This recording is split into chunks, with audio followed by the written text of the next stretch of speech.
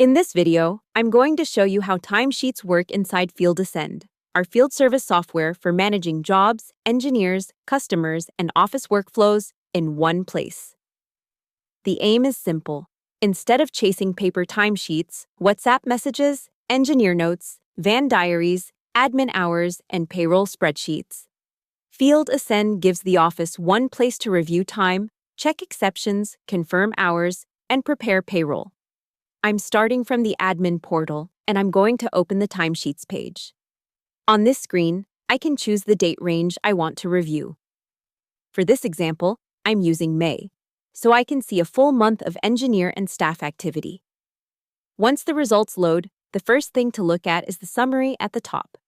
This gives the office a quick view of total hours, confirmed entries, pending entries, and anything that needs attention, such as GPS audit flags. This is useful because timesheet review is not just about adding up hours. It is about knowing which hours are ready for payroll, which ones still need checking, and which entries may need a manager or office user to review them first. Now I'm going to look at an engineer job time entry.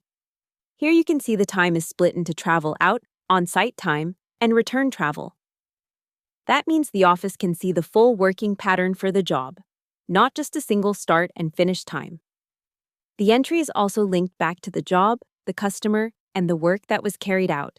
So if there is ever a question about a timesheet, the office does not have to search through separate systems.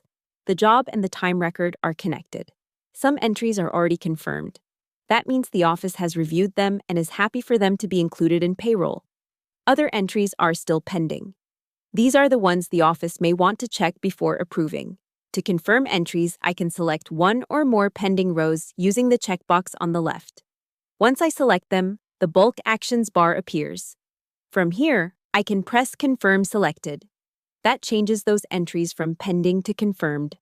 This gives payroll a cleaner set of approved hours, while anything that still needs checking can remain pending. Next, I want to show an exception. Some time entries can be flagged for review. For example, an entry might have been added manually, or the GPS location might not match what the system expected. When I open a flagged row, I can see the reason for the audit flag. This gives the office context before approving the time. The office can check with the engineer, compare against the job notes, and decide whether the entry is correct. In this example, the flag has been reviewed and approved with a note. That creates a useful audit trail.